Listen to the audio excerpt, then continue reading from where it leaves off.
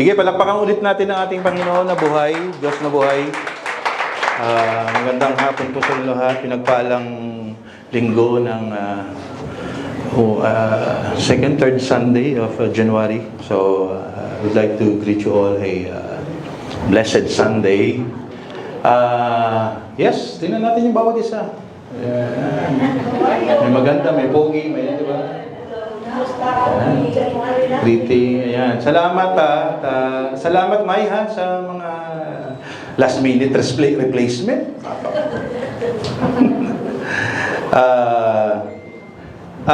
Mamaya ipag-pray natin si Dana, no? So hindi dapat ako speaker ngayon, pero well, hindi naman natin matatanggihan kapag ang Diyos ang nagbigay ng atas. Amen? Dapat pagka para sa Panginoon, ano lagi sasagot? Sige! Kaya ko yan! Yes, Lord! Ganun lagi, okay? Wala tayong amen, amen. Wala tayong tatanggihan dyan.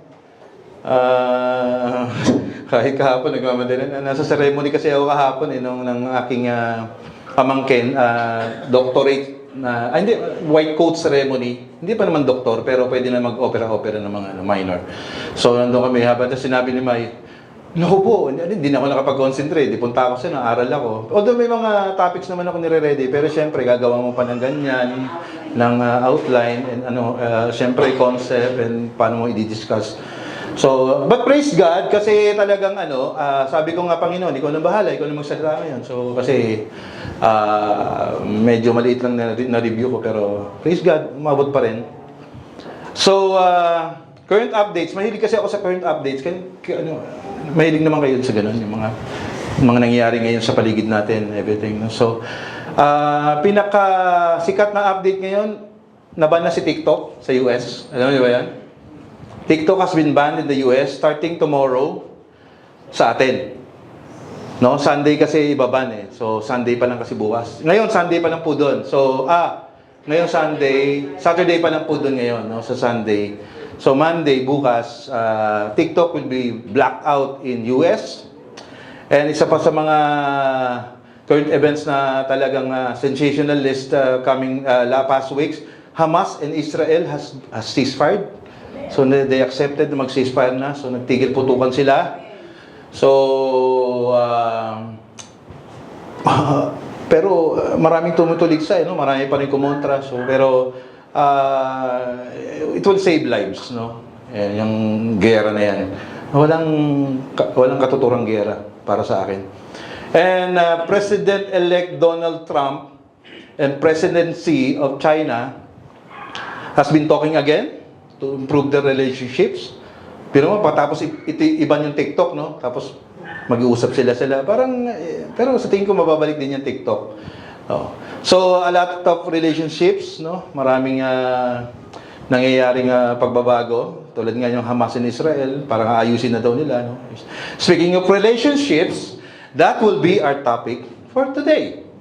Relationships, no? So, ang topic natin ngayon, understanding my relationship with God. Hour yan eh, siguro. Okay lang yan. Understanding our relationship with God. So, yan ang topic natin ngayon. How is your relationship with God lately? Kamusta naman?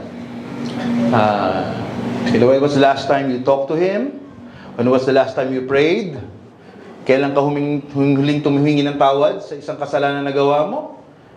Kailan ka huling nagpasalamat sa mga pagpapalang natanggap mo? Kailan ba yan? Kanina lang? Ngayon? Everyday, yan. Praise God sa mga everyday nagpapasalamat kahit maliit lang. Nakapulot na 10 piso, nagpasalamat kay Lord. 10 piso? May bibili pa ba ng 10 piso ngayon? Kailan ka huling nag-manifest sa buhay mo ang Panginoon? Yung naramdaman mo talaga si Lord na, wow! Naramdaman ko si Lord dyan No? I prayed and then nagkatotoo. God answered my prayers. Nagmamanifest si Lord sa buhay ko. Dati akong palamura. Wow! Nagmanifest si Lord sa buhay ko. No, lagi na akong kinakausap ni Holy Spirit. Imbis na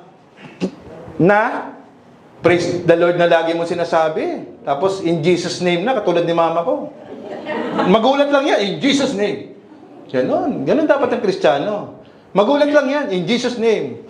Sumobra ang perang binigay mo, in Jesus name. Lahat yan, in Jesus name yan. O, palitan niyo yung mga mura ng in Jesus name, praise the Lord, yan, okay yan. No? That will be our topic this afternoon, relationships. And specifically, yung relationship natin sa Diyos. Siyempre, no? We should pray. Heavenly Father, tungo po tayo lahat. Heavenly Father, we are so grateful. Our gracious host for the day, you are our gracious host. And Holy Spirit, be with us. And you'll be the speaker today. Lord, I pray for Dana. Lord, stretch your mighty arms, Panginoon, sa kanya, mighty hands. Lord, pagalingin mo siya, Panginoon. In Jesus' name, by the stripes of Jesus, Dana will be healed. In Jesus' name. Lord, gabayan mo kami. We want to hear your message for today. Holy Spirit, be with us. In Jesus' name, mighty name of Nazareth. Amen. So, what is relationship? What is relationship? So, I googled it, no? I just made this, kasi I was, habang ginagawa ko to, matagal na eh. Lagi natin pinag-uusapan, no, relationship. Kailangan magkaroon ka ng personal relationship sa Diyos para mas maging maayos ang buhay mo, mas maging mapalapit ka sa Kanya.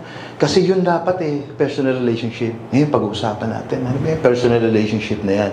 How did it happen? Ano yung may mga stages ba yan? Ganun? So, what is relationship? No?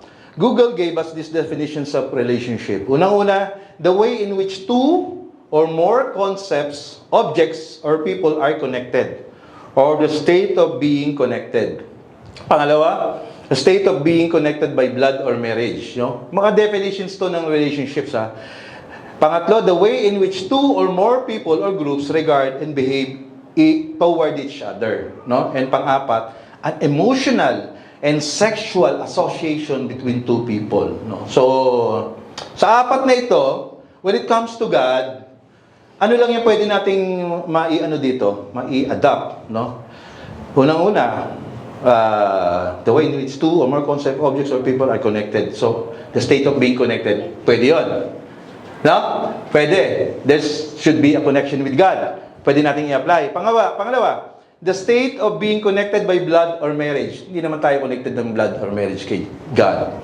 So, hindi natin pwede i-apply ito, no? The way in which two or more people or groups regard and behave towards each other. Pwede. Pwede natin kasi behavior eh. How you behave towards God and how God behave towards you. Yan. Applicable, di ba? And pangapat, an emotional and sexual association between two people. Definitely hindi yan.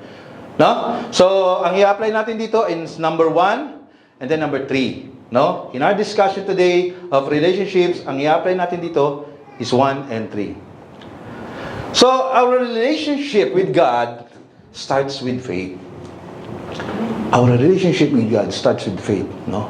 Sabi sa Hebrews 11:6, and without faith, it is impossible to please God. Di ba?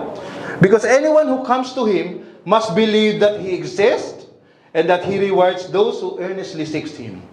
Sabi sa Hebrews 11:6, kasi if you don't have faith in God, you don't believe in God. Di ba? Amen ba? If you don't have faith in God, you don't believe in God.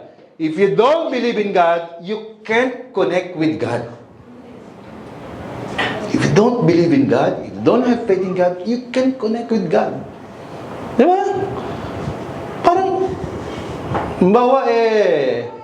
mayor yan, trabahador ka ni mayor. Kung wala kayong connection yan, you don't believe in that mayor, na hindi yan ang mayor ng taon yan, hindi ka maniniwala sa kanya. Kung hindi ka naniniwala sa kanya, you can't connect with Him. Understood? Okay. Therefore, there is no relationship. If you can't connect with God, therefore there is no relationship. Okay?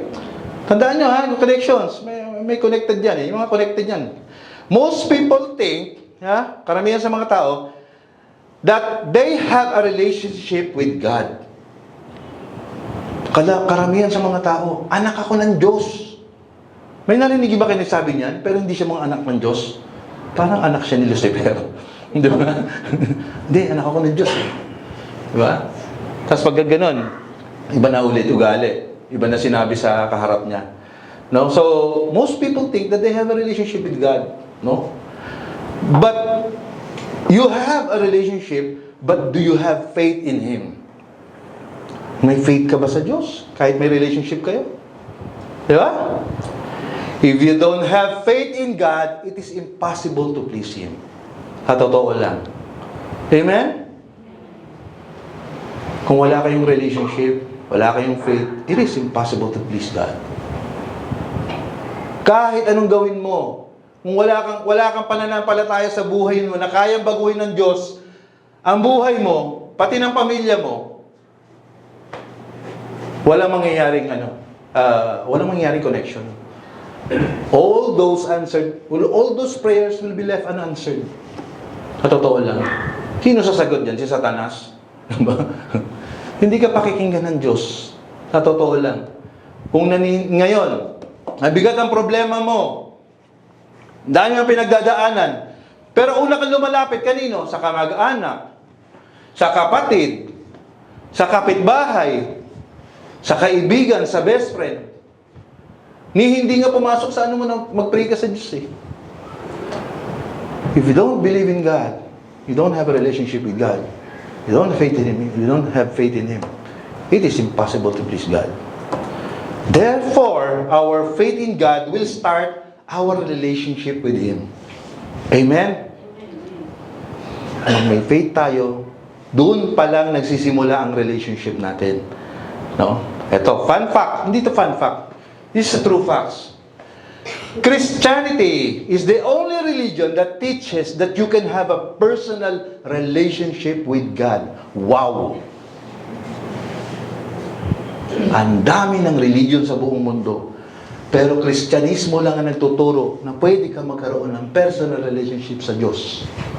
Pwede mo siyang tawagin tatay. Diba?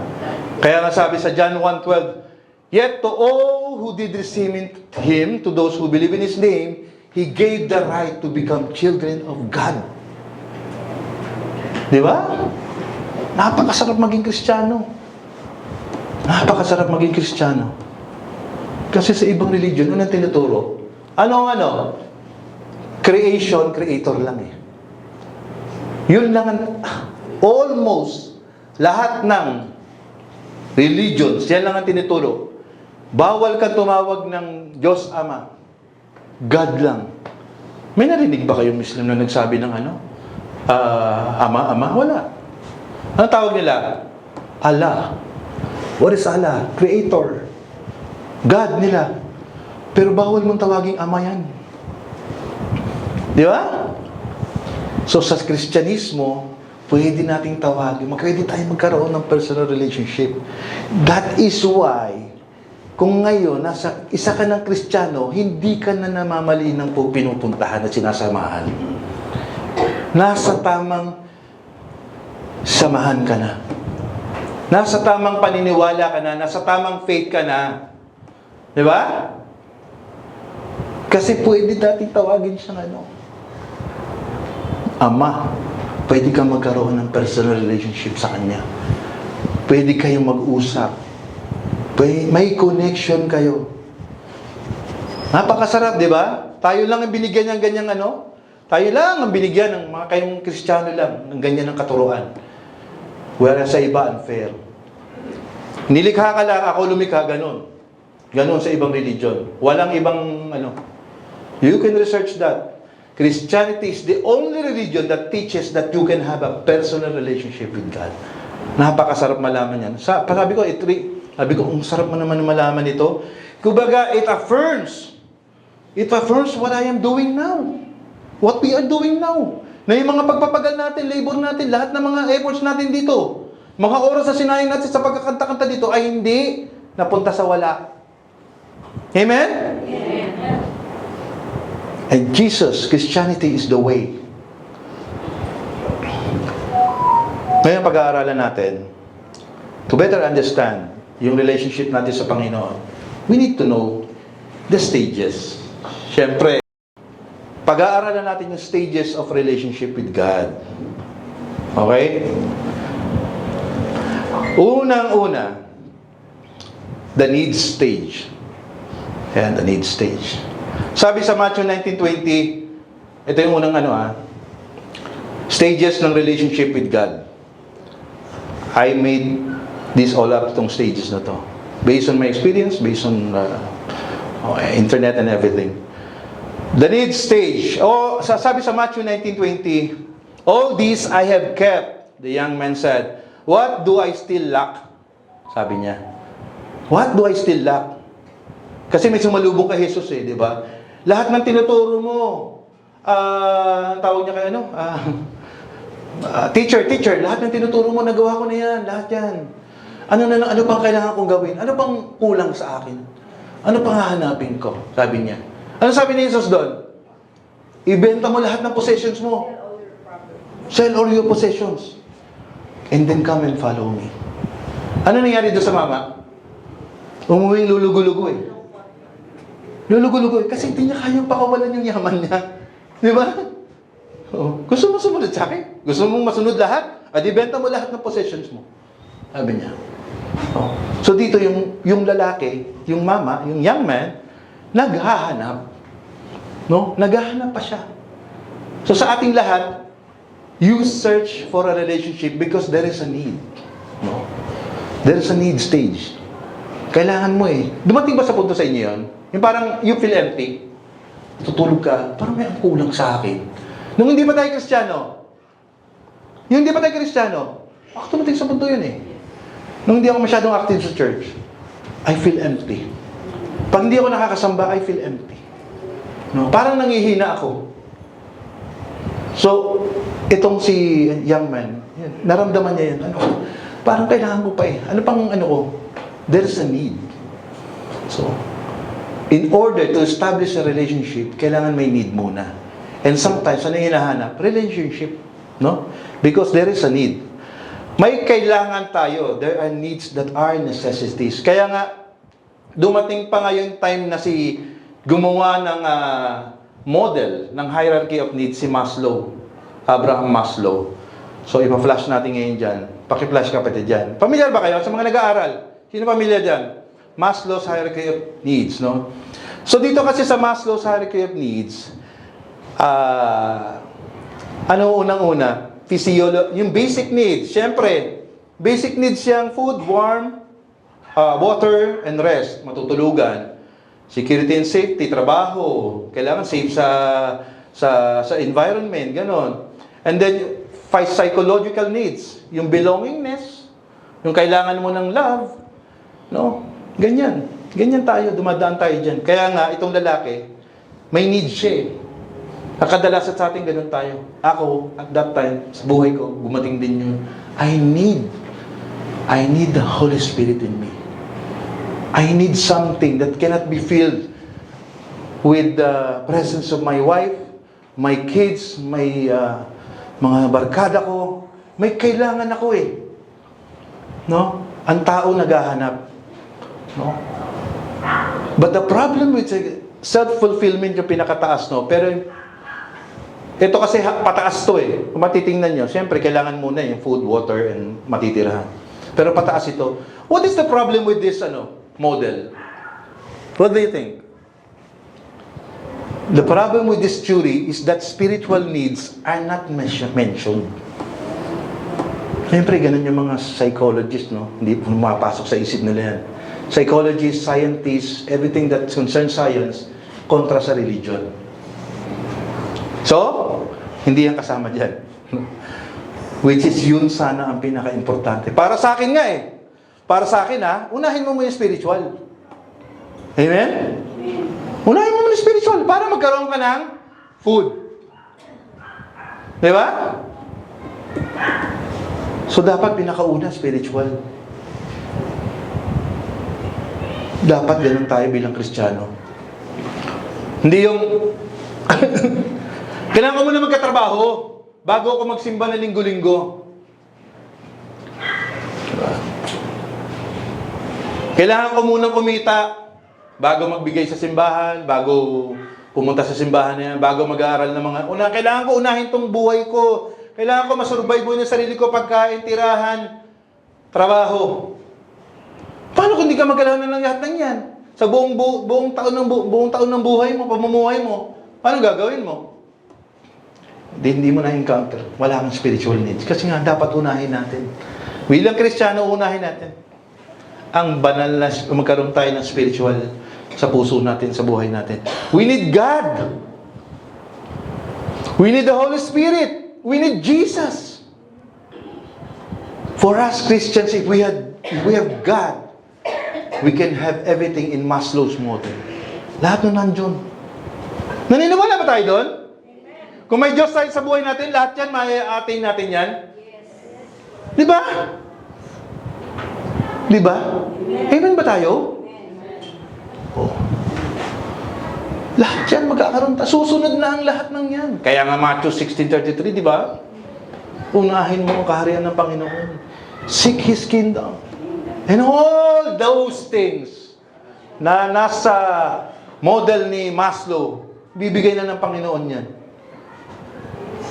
Now, since we need God, we need to seek Him. We need God.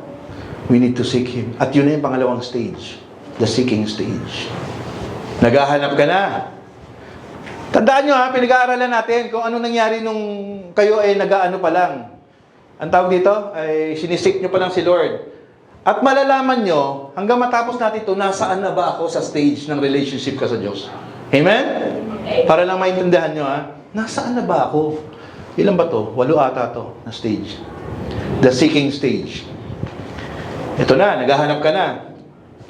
There are 291 verses using the word seek in 48 books of the 66 books sa Bible. No? Seek is discussed most often in the book of Psalms, Jeremiah, and John. So, hindi lang sa Old Testament, pati New Testament. This is how important this word is in the Bible. Ganun ka-importante na nilagyan ng Panginoon ng emphasis ang word na seek. Hanapin mo lagi ang Panginoon. Hanapin mo lagi ang kaharian niya. Ang mukha niya. Seek His face. Di ba? Ano ang ibig sabihin ng seek His face? Totoo po yun. Hanapin mo yung mukha niya. Oh. Meron akong kaibigan Meron akong kaibigan. So nagkakaproblema, may hindi ko sa kwento nagkakaproblema siya sa kanyang relationship, no? So he sought for my advice and then tumawag and then nakapag-set ng appointment. So nandun na kami, nagpinuntahan namin. So sabi ko kasi Kuya Noel, kinuwenta niya yung problema niya. Sabi ko kasi Kuya, ako kasi is a man of God. Alam mo yon. So ano kong mapapayo ko sa'yo?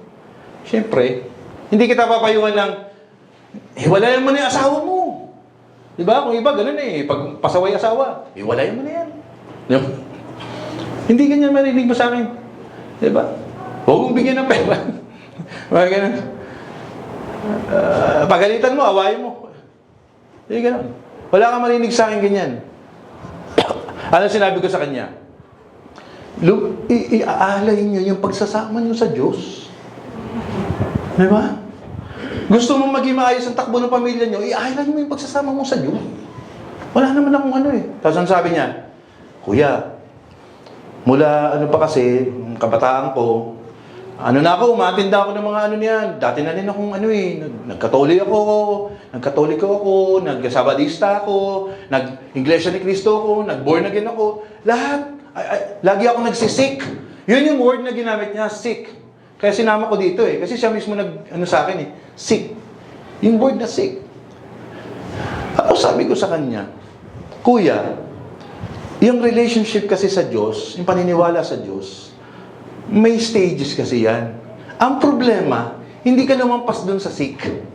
Jump ka ng jump. Parang kang parang kang kalapate. Parang kang butterfly na hindi lipat na naman sa puon. Hindi ganun. Diba? So, yun ang nangyari sa kanya. Hindi ka nag-grow, Kuya. Hindi umadvance yung relationship mo sa Diyos. Kasi tumigil ka lang sa kakasik. Ano sabi niya? Siguro nga, Kuya. Wala Wala siyang pagkakuntuhan. Hindi pagkakontentuhan. Kasi nga, andun lang. Hindi siya nag-advance sa kanyang belief and faith. Ano sunod? If you nagsisik ka na, syempre naghahanap ka. Anong mangyari pag naghahanap ka? Anong sunod na stage? The find stage na. Ayan na. Nakita mo na. Sabi sa Matthew 7:7-8, ask and it will be given to you. Seek and you will find. Knock and the door will be open to you. For everyone who asks receives. The one who seeks finds. And to the one who knocks, the door will be open. Amen. Diba? Ito na, nakita mo na si Jesus. Nakita mo na. Tayo, the fact na nandito tayo lahat, nakita nyo na si Jesus. Na-encounter nyo na. The find stage, nandyan ka na. Amen? Amen. And when you find something, anong nangyayari?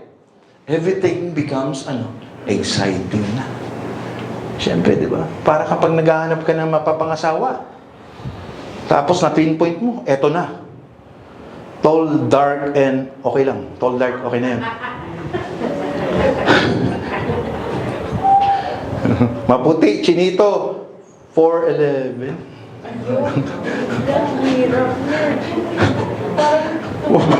Sorry, Lord. I mean, nakita mo na. Ayan na. Sabi, exciting na, di ba? Wow, anong gagawin mo? Siyempre, di ba?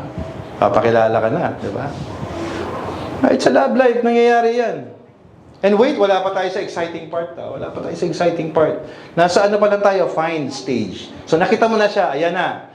Anong gagawin mo? Gagawa ka na ng mga steps niyan. Para Siyempre, para magkaroon kayo ng acquaintance. Makausap mo siya, ganyan, di ba? So, ganyan din. Pag kinikilala mo ang relationship natin sa Panginoon. Tandaan nyo isa-isap nyo ngayon, nasaan ka na ba ngayon? Ito na ba? Na-find na. Since nandito tayo lahat, we have find Jesus Christ in our lives. Amen? Since nandito tayo lahat, we have found Jesus Christ in our lives. Amen? So, lusot kayo sa third stage.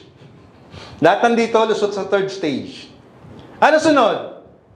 The fellowship stage. Ayan na.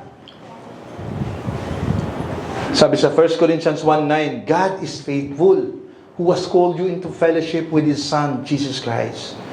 Ang Diyos na tumawag sa iyo kasi pakipot ka eh. So, ang Diyos na lumang meetings. Ano pa? You're now having fellowships with fellow believers. Nakikipag-fellowship na kayo sa mga kapwa niyo believers. You begin to like what was happening in your life. Unti-unti mo na nagugustuhan. Wow! Nung nakilala ko si Jesus, gumaan ang pakiramdam ko. Daming nagbago sa buhay ko. You begin to feel. I begin to like what was happening in your life. Ito rin yung like stage. You begin to have answered prayers. Ito na yung stage na yon.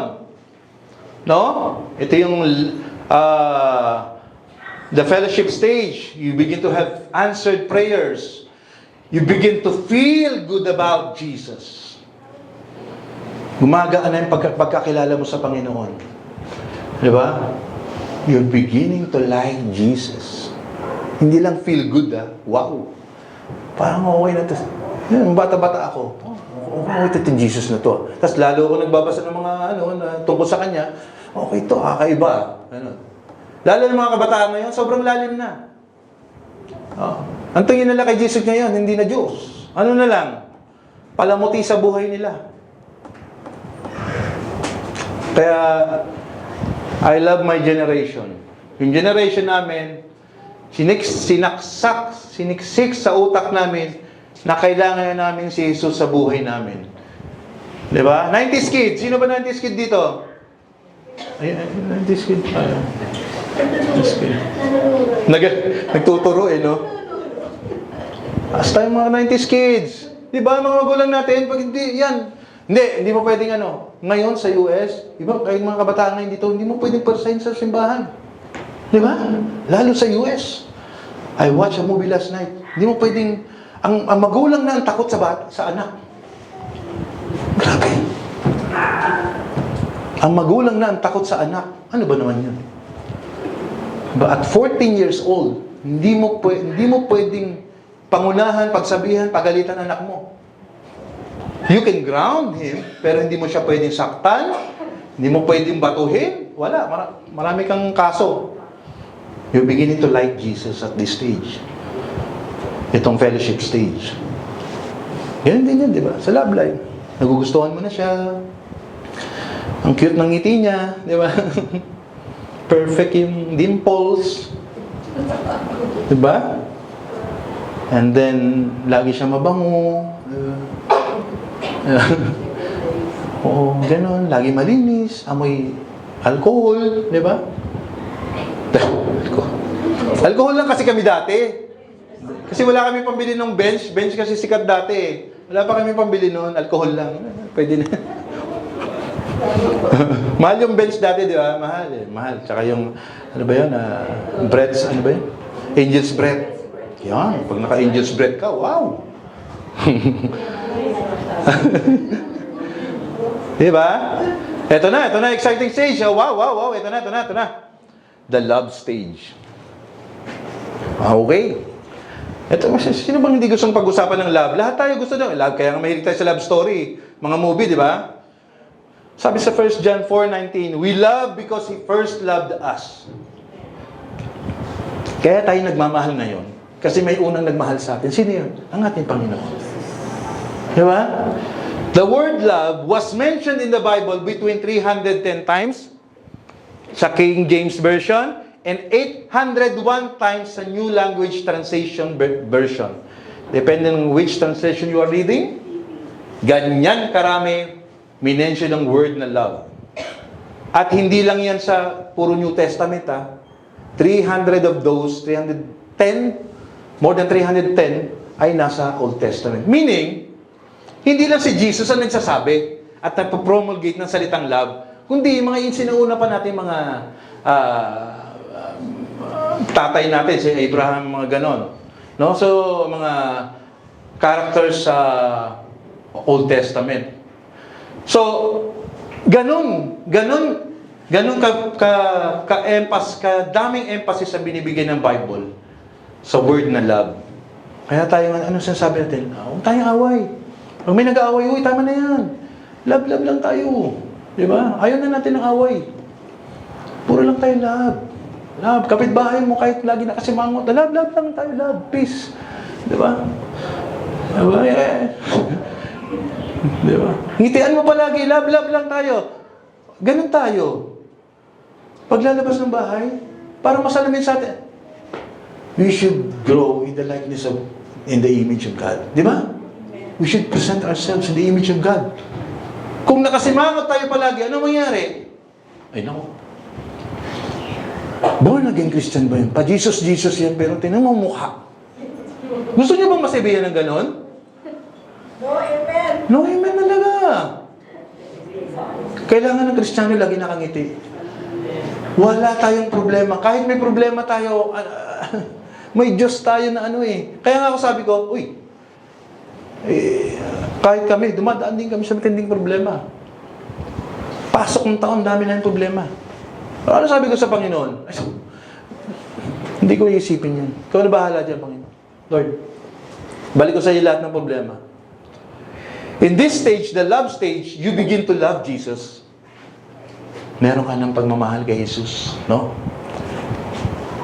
Meron ka ng nararamdaman para sa Kanya. Parang hindi na siya mawala sa isipan mo. Ganon din po yun, Hindi lang po sa love life yan. Hindi na mawala sa isipan mo ang Diyos. I pray that every one of us, hindi nawawala sa isipan natin si Jesus. Amen? That's the reason why crosses are everywhere. Dito sa buong Pilipinas, you can see crosses everywhere. Pwede kang bumili ng sa cellphone mo, lagay ka ng cross dyan. It's because you begin to love Jesus now. Hindi na matanggal sa isipan mo si Lord. Yun yung love stage. Nandito na ba tayo? O wala pa? Yung iba? Dapat dito na tayo. Di ba? Minamahal mo na ngayon si Lord. Pinaglulaanan mo na ng panahon. Di ba? Meron ka ng time para sa Kanya.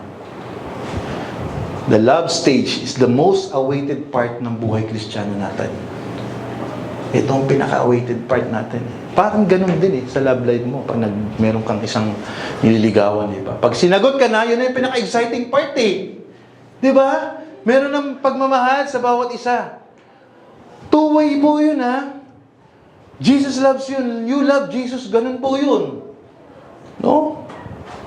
Pero kadalasan, Kadalasan itong part na to din ang pinakamasakit din na part.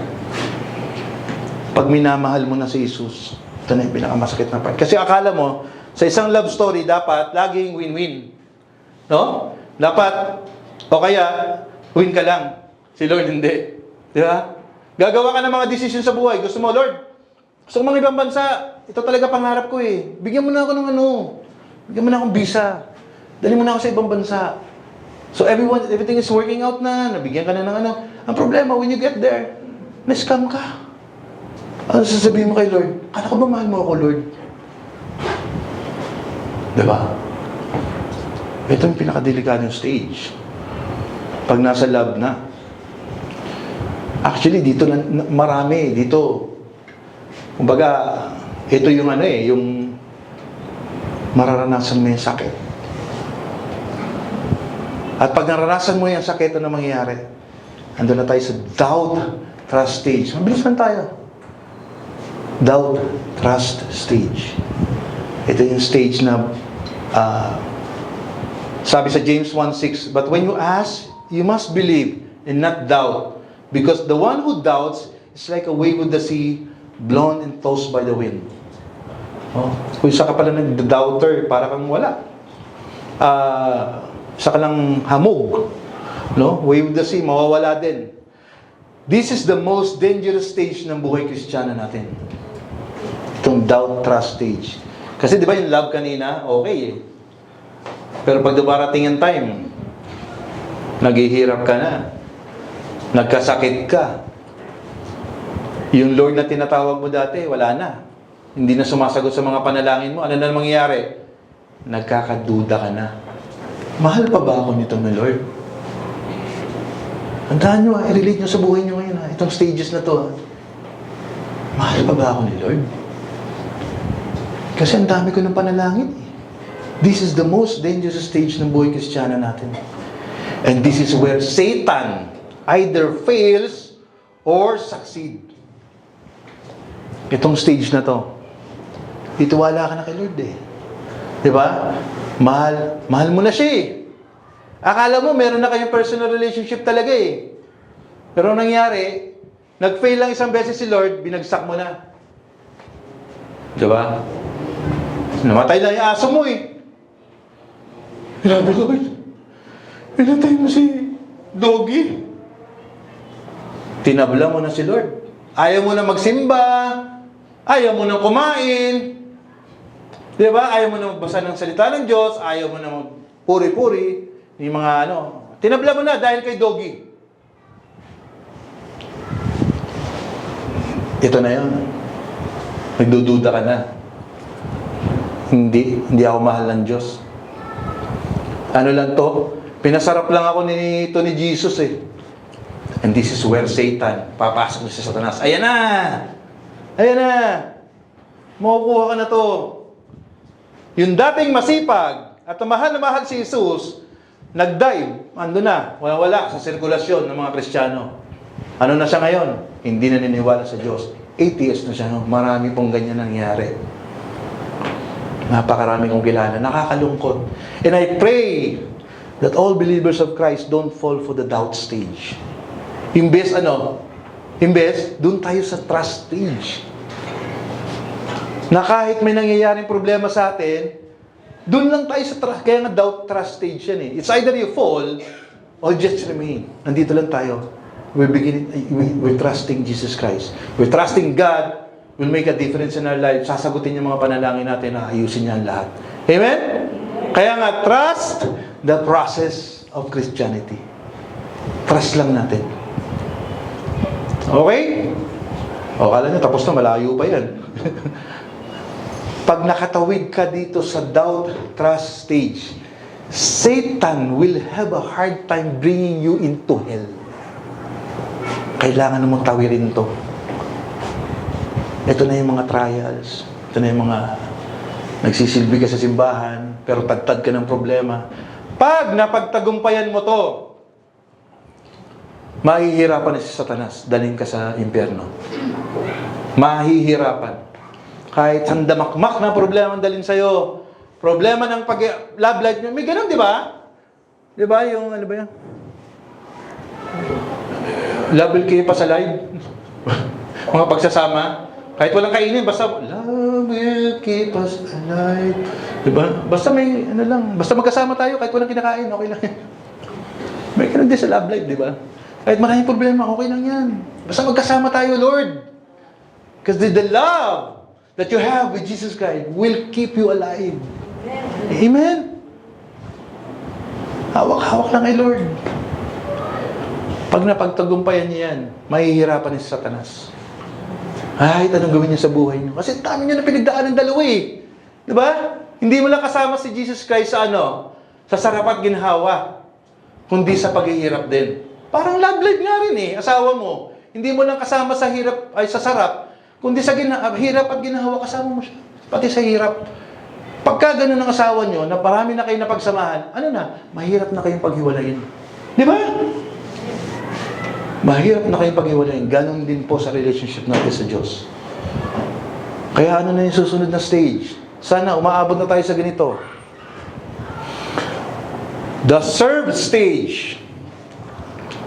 And now, sabi sa Deuteronomy 10:12, Now Israel, what does the Lord your God ask of you but to fear the Lord your God, to walk in obedience to Him, to love Him, to serve the Lord your God with all your heart and with all your souls. When you begin to trust God, for most Christians, they choose to serve God na. Pag nagtitiwala na sila, sino man mga nagsiserve na dito? Yan, marami na tayo nagsiserve dito. Dapat tumawid na tayo sa ganun. So, isa-isap nyo, nasaan na ba ako? Saan na ba ako sa relationship with the Diyos? Nasa serve stage na ba ako? They choose to serve God. Para sa karamihan sa mga Kristiyano, mas gusto nila nagsisilbi sa Panginoon. Ayaw nila nawawala ng ministry. They find joy in serving God. Masaya sila na nagpupuyat. Pag may conference tayo, additional na oras dito sa church service natin, okay sa kanila, mapagod sa pagpapractice. Ayan na. Nasa serve stage ka na ng relationship mo sa Diyos. And you find it needed to be in a ministry. Ibig sabihin, masayang-masaya ka. At kailangan, hindi ay mawala sa akin, kailangan nasa ministry ako. Kailangan may ministry ako. Lahat tayo bilang Kristiyano, dapat na may ministry tayo. Kahit ano pang ministry yan. No? Kaya nga dapat bumuo tayo ng maraming ministry dito eh. And you find joy in belonging in the church. Masayang-masaya kapag kinabibilangan ka simbahan. Ganun na ba tayo? Ando na ba yung ligaya natin sa puso natin? Masaya na tayo. Kailangan nasa simbahan ako. Kailangan may ministry ako. That is the third stage. Amen? Amen. O, ito na. Kala nyo, tapos na. The nurture stage. Siyempre, pag merong relationship, dapat nurture yan. No? Dapat dinidiligan, binibigyan ng importansya, kaya inaalagaan. Yan, tama yun. Tama yung word na yan. Sabi sa Ephesians 3:16-19, I pray that out of His glorious riches, He may strengthen you with power through His Spirit with your inner being, so that Christ may dwell in your hearts through faith. And I pray that you, being rooted and established in love, may have power together with all the Lord's holy people to grasp how wide and long and high and deep is the love of Christ. And to know this love that surpasses knowledge, that you may be filled to the measure of the fullness of God. Amen. As with every relationship, dapat nurturing is important. Kailangan inaalagaan, dinidiligan. This is the stage where you and God begin to value your relationship. You begin to talk to God as if nandyan lang siya palagi. No? Binavalue mo na siya. You value His time. You value that you are the creation. You value that you are the Son. No? Nakikipag-usap ka na parang nandyan lang siya at lagi mong kasama. Ganun po ba tayong lahat? O feel natin ang layo-layo niya? No! Kung nadaanan nyo ang lahat ng stage na yun, you begin to love, and then you serve. Dapat, nasa nurture stage na tayo, na God begins to spend time with you. Yes, may oras na sa'yo ang Diyos. Brother Lawrence, 8 billion na ang tao sa mundo, may oras sa akin ng Panginoon. Oh, of course. Magkakaroon ng oras sa iyong Panginoon. Kaya na ikaw kinakausap mo siya. Di ba? Because that is faith eh. Hindi mo siya nakikita, pero you believe in Him. Amen? Ako, I always talk to God. I always talk to the Holy Spirit. Every time, anytime, everywhere. So, last week, 2 weeks ago, naghanap ako ng bilihan ng wooden table. Kasi pinapaganda ko yung aking harapan doon para doon ako lagi nakatambay. So, naghanap ako sa silang. Kasama ko sa Herbie. So, sabi ko, may nakita tayo dito. Hinto tayo. So, sabi niya, sir, ito sir, maganda to. 5,500 ang isa. 5,000 lang yan eh. Kasi dalawa kailangan ko. So, 10,000 na lang. Hindi sir, 5,500 po talaga. Sige, tingin ko yung 500 sa iyo yun eh. Hindi sir, talagang ano yan, 5,500 yan. Kunin mo na yan, yung dalawa. Sige, kukunin ko na yan, 11,000. O, di napapaalis na ako. Sir! Kasi may mga kasama din siya doon eh. Tinawag ako. Sabi ko, ano yan? Ganito gawin natin, sir. Yung gagawin kong resibo, 10,000. Di ba? Bibigay mo sa akin, 10,400. Ay, 10,400. 10,600. Ayan ha. Patunay ang asawa ko. Hindi ako naggagawa lang ng kwento rito. 10,600. So, may 400 kang natipid. Sige. So, nag-withdraw muna kami. Nag-withdraw muna kami. Pumunta muna kami sa malayo. Walang withdrawan at ATM. Matagal. Hihintay ko sa Herbie. Parang mali yung gagawin ko. Parang kinukonsinti ko pa yun Parang si Satanas yun Maliit na babae nga lang, pero may itim din eh. Pero mas Satanas nga yun. Diba? Sige, bumalik ako. Sabi, parang hindi tama yun Oo, makakatipid akong 400. May 600 siya. 10,000 lang yung babayaran ko. Di bumalik ako. Panginoon, bigyan mo anong gagawin ko? Hindi ko naman pwedeng isumbong agad. Mawawalan ng trabaho. So ngayon, nagka-problema tuloy ako ngayon.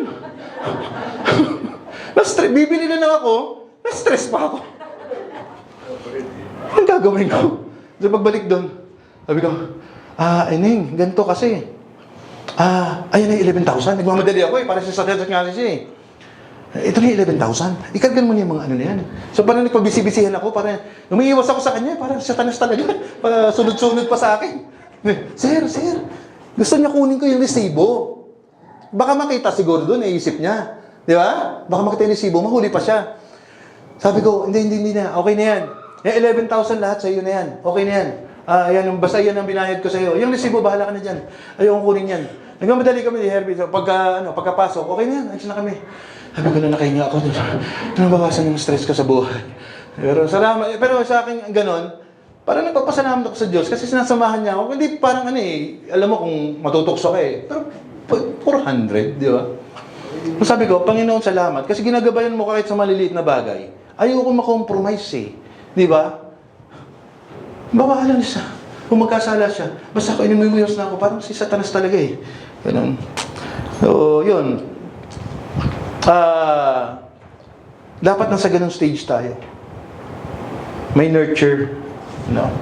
You spend time with each other, with God. Parang sa misis at sa asawa din Di ba ano sabi ko sa kaibigan ko na yun, sa kasamahan ko sa Eagles? Kuya, board yung asawa mo. Ilabas mo. You nurture. Di ba? Magkaroon kayo ng time sa isa't isa. Sa isang taon. 5 taon, 10 taon tayo magkakilala. Hindi mo inalabas yan kahit Starbucks Maraming pera yun Maraming pera yun. Hindi yun tapos sa pera. Sa 9 years namin magkakilala, hindi ko nakita nilabas niya. Kahit Starbucks man lang wala silang ganung time. You spend time with each other. Dapat may time kayo na ganun. Ganun ang advice ko sa inyo lahat.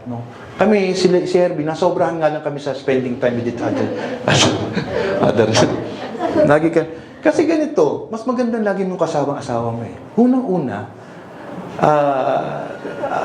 maganda kasi misis ko eh, kaya, di ba, dinidisplay ko niyan. Di ba? Para sinabi ko dati, hindi, no? Hindi, magandang lagi niyong kasama asawa. Una-una nga, you spend time with each other. And then, pangalawa doon, hindi ka nakakaisip ng mga kung ano-ano. Di ba? Laging siya lang ang nasa ano mo. Kaya naiisip ko na, I pity those relationship, marriages na magkahiwalay, OFW, gano'ng relationship, napakahirap. LDR, long distance relationship, napakahirap. I know some of you are with like that, pero alam ko napakahirap. No? Pero, wala yung posible sa Diyos eh. Wala yung posible sa Diyos. Idasal nyo sa Kanya, gusto ko laging kasama ko ng asawa, Lord. Mahal na mahal ko po ang asawa ko eh. Gusto ko po lagi siyang kasama eh. Diba? Baka pwedeng gawin niya po ng paraan na lagi kami magkasama. Amen. Kaya lagi kami magkasama ni Herbie. At sa March ay nasa, alam niyo na, the growth stage, ito na. 10 pala to. Ayan, malapit na tayo matapos. The growth stage. Gusto ko yung kanta kanina. Ano yan? How great is God? Pala. The growth stage. Sabi sa 2 Peter 3:17-18, therefore, dear friends, since you have been forewarned, be on your guard so that you may not be carried away by the error of the lawless and fall from your secure position. But grow in the grace and knowledge of our Lord and Savior Jesus Christ. To Him the glory both now and forever. Amen. This is the stage where you grow in maturity with God. Ito na. Mature ka na. Diba? You help Him with His mission. Tumutulong ka na sa mga mission. Ano pa? Evangelizing, discipling. Wow! Dapat umabot na tayo sa ganito. Yaya dito, yaya doon, share ng Word of God. Ito na yon. Ito na yung growth stage. Nag-grow ka na in your relationship with God. No? You don't care kung gumastos ka or what, wala ka nang pakialam doon. Basta nakakatulong ka sa mission, sa ministry ni Lord. Gustong-gusto mo na yon. Yung grace and knowledge of God begins to manifest in your lives. Yung grace in knowledge about God. Unti-unti na lumalabas ano. And then nagle-level up na pagiging Kristiyano mo. Pinag-usapan natin to last time, yung upgrading. Diba? Upgrade na yung pagiging Kristiyano natin. Pinagdadasal na natin yung ibang tao, kaya yung post ni Sis Rosie nung tatandaan ko yun, bago mag-New Year. Anong pinost niya? Anong pinagdadasal niya? Pinagdadasal niya na sana may pagkain. Yung ibang tao, bago pumasok ang New Year, sa bawat hapagkainan nila. Tama ba ako? Oo. Tandang-tanda ko yan. Nagustuhan ko yung post niya. She's praying for other people. Hindi na yung sarili niya. Hindi niya, Lord, sana meron akong sana may ilalatag kami. Hindi, ang pinagdadasal niya sana may ilalatag yung ibang tao na pagkain sa New Year, pagpasok ng New Year. Amen? And that is leveling up as Christians. Hindi na pwede sarili, hindi na, Lord, please naman, bigyan mo ko. Lord, hindi na puro ako, hindi na puro me. Di ba? Pinagpipray mo na, lalo ngayon, pinagpray na natin si Dana. Di ba? Ipagpray natin si Dana. Please, as a church, as a small church, no matter how small we are, pakikinggan tayo ng Panginoon, by the stripes of Jesus, Dana will be healed. Amen? Amen. Level up na, pagiging Kristiyano natin. Ito na yung last stage. Yeah, how great is God? Maganda yan. Ito na, the maintenance stage. Wow, may maintenance pa pala. Parang sakit lang. Nag-grow ka. Ninurture mo, nag-grow ka. Nag-mission ka na ngayon. Anong gagawin mo? Minimum maintenance din yan. We need to remain. Basahin natin yung John 15:4. In two translations, remain in me as I also remain in you. No branch can bear fruit by itself. It must remain in the vine. Neither can you bear fruit unless you remain in me. Basahin na sa pangalawa. Abide in me. Ito maganda nga yung word na abide. Abide in me and I in you. As the branch cannot bear fruit of itself, except it abide in the vine. No more. No. Ibig sabihin, pag wala si Kristo sa buhay natin, hindi tayo mamumunga. Kaya kung lalayo tayo sa Kanya, hindi tayo magbubunga bilang isang Kristiyano. We need to remain and abide in God to maintain our fruitful relationship with Him. The last stage is the best stage. Ito yung best stage eh. It affirms that your relationship with God is fruitful and you will bear fruit. Dapat namumunga tayo. No? Anong bubunga natin? Disciples. No? Kababaang tao. Dapat yung mga salita natin. Ang church na to dapat manganak. Marami dapat ang pambunga magawa. So in our conclusion,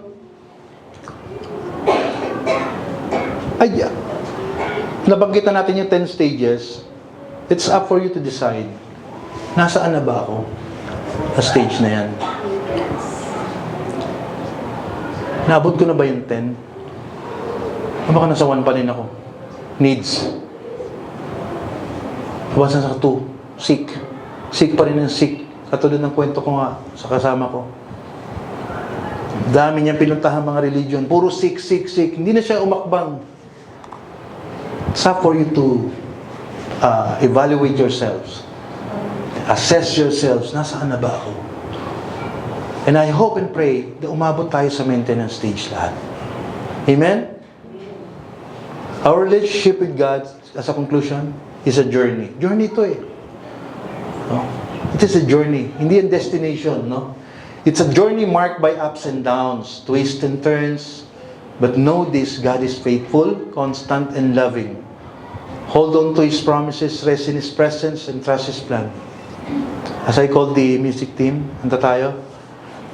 Mahal ka ng Diyos, you are valued, and you are cherished by the Creator of the universe.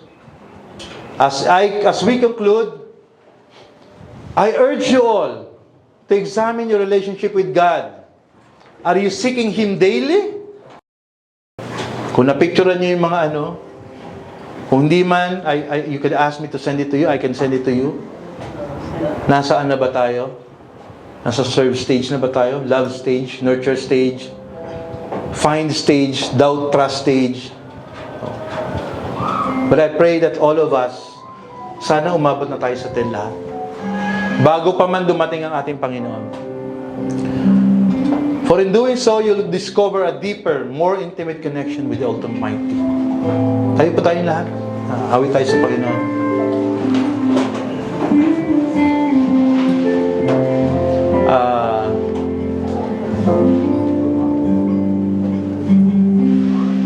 May we ask that as we sing this song, kung meron pa tayo hindi nasusurrender sa buhay natin, mga baggages, problema, pabigat, mga burdens, today is the right day that we establish a good relationship with our Lord Jesus Christ.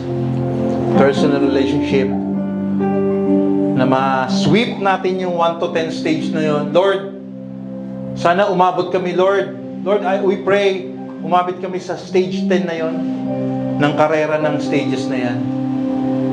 No? Lord, alam ko na sa stage 2 pa lang ako, stage 3. I want to reach stage 10, Lord. Let us sing to the Lord.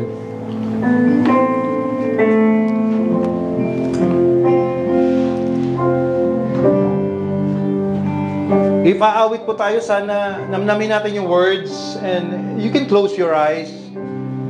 If medyo nahihiya kayo, to lift your hands. But sana yung words kantahin natin. Parang prayer, no? Parang prayer. Lord, we sing how great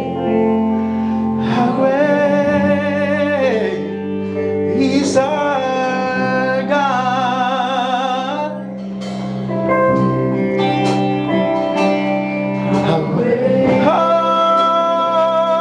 how great. Sing with me, how great is our God. How great.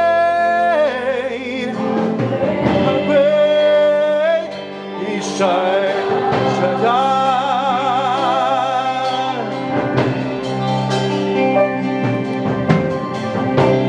Great is our God. You are great, so God. Let us sing to the Lord. Sing your praises. Laksan natin ang buhay natin. Shout to the Lord. How great, how great is our God. Oh, you are name, you are name, how great. You are worthy of I sing, we sing, how great is our God. Oh, let us shout to the Lord. Your name above all name, oh Jesus, Jesus, Jesus, Jesus, Jesus. Let my heart sing, great is our God, our God. Hey, how great is our God. Sing with me, how great is our God. And oh, see how great is our God. One more time with the Lord. Great is our God. Sing with me, how great is our God. And oh, we see how great is our God. Hey, oh, Jesus, you're greater. Oh, all of the heavens, be your name be lifted up.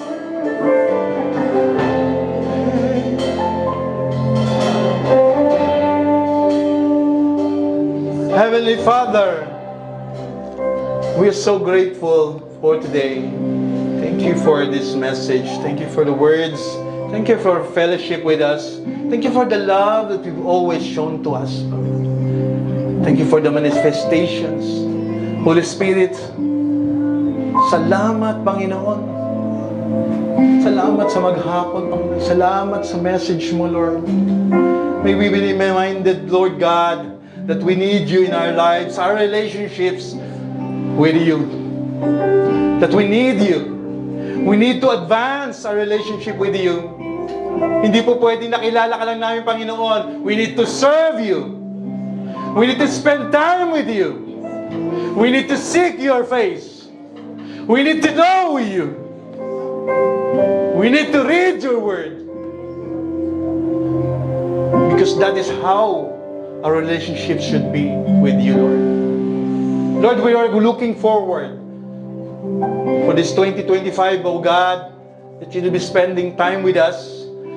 As much as we'll be spending time with you, developing, nurturing our relationship with you, we know, oh Lord God, sasamahan mo rin kami, Panginoon. You'll be spending time with us. Your precious time, Lord. Alam ko sa bawat isa sa amin, bibigyan mo ng oras sa bawat isa sa amin, Panginoon. Because that is how our relationship should be with you. Salamat, Panginoon. Salamat. And thank you for this day, Lord. Thank you, Holy Spirit, for always being with us. Maraming salamat po. We just raise this about to you. In the mighty name of Jesus of Nazareth. Amen. Amen.